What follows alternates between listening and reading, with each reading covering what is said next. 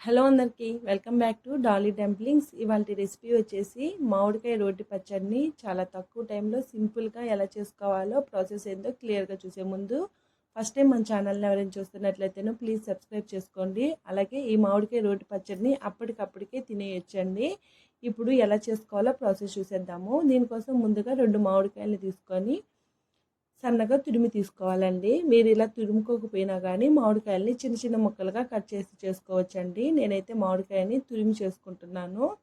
అలాగే ఈ మామిడికాయ రోటి పచ్చడికి మామిడికాయలు కాస్త పుల్లగా ఉండేటివి తీసుకోవాలండి. నేను ఇక్కడ అంటు మామిడికాయని తీసుకున్నాను. 2 అంటు మామిడికాయని తీసుకొని ఇలా సన్నగా తురిమి తీసుకున్నాను.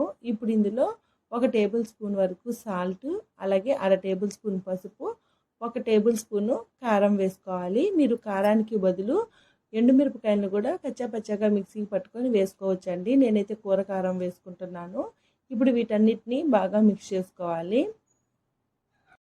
ఈ మామిడికాయ తురుముకి పట్టేలాగా వీటిని బాగా మిక్స్ చేసుకొని పక్కకు ఉంచుకోవాలి. ఇప్పుడు పచ్చడిని పోపు పెట్టుకోవడం కోసం స్టవ్ ఆన్ చేసుకొని కడాయి పెట్టుకొని 4 టేబుల్ స్పూన్ల వరకు ఆయిల్ వేసుకోవాలి. ఈ రోటి పచ్చడిలో కాస్త ఆయిల్ ఎక్కువ ఉంటేనే బాగుంటుందండి.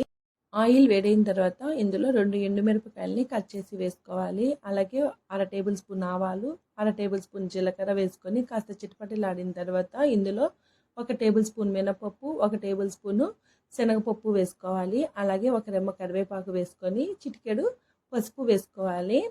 ఇప్పుడు మనం ముందుగా మిక్స్ చేసి పెట్టుకున్న మామిడి తురుముని వేసుకొని మంటని మీడియం ఫ్లేమ్లో ఉంచి మధ్య మధ్యలో కలుపుతూ ఒక 2 నిమిషాల పాటు పచ్చివాసన పోయే వరకు వేయించుకోవాలండి.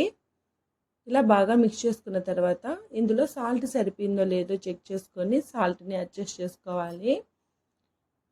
ఇలా సాల్ట్ని వేసుకొని ఒకసారి బాగా మిక్స్ చేసుకున్న తర్వాత ఇందులోనే 1/2 టేబుల్ స్పూన్ వరకు ఇంగువని వేసుకొని ఒకసారి బాగా కలుపుకోవాలి. ఈ రోటి పచ్చళ్ళలో ఇంగువే మంచి ఫ్లేవర్ని ఇస్తూ అలాగే టేస్ట్ని ఇస్తుందండి. కాబట్టి ఇంగువని స్కిప్ చేయొద్దు, ఇంగువని కన్ఫామ్గా వేసుకోవాలి. ఇలా బాగా మిక్స్ చేసుకొని స్టవ్ ఆఫ్ చేసుకొని సర్వింగ్ బౌల్లోకి తీసుకోవడమేనండి.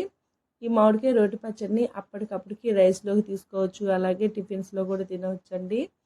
పచ్చడి అయితే మాత్రం చాలా టేస్టీగా ఉంటుంది. చూసారు కదా మామిడికాయ రోటి పచ్చడిని ఎలా చేసుకోవాలో ప్రాసెస్ ఏందో. ఈ వీడియో మీకు నచ్చితే లైక్ చేయండి, షేర్ చేయండి, కామెంట్ చేయండి. అలాగే మరిన్ని రెసిపీస్ కోసం మన ఛానల్ని సబ్స్క్రైబ్ చేసుకోండి. ఈ రెసిపీ మీరు ట్రై చేసి మీకు ఎలా కుదిరిందో కామెంట్ చేయండి. Thank you for watching.